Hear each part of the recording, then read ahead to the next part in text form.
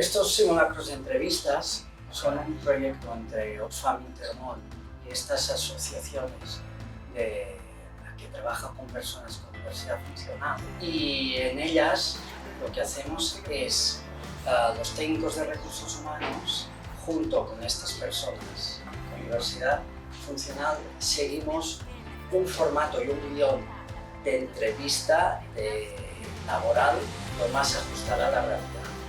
Principalmente lo que hace es dar recursos y herramientas a las personas que están en búsqueda de empleo para prepararse mejor para cuando se enfrenten a una entrevista real.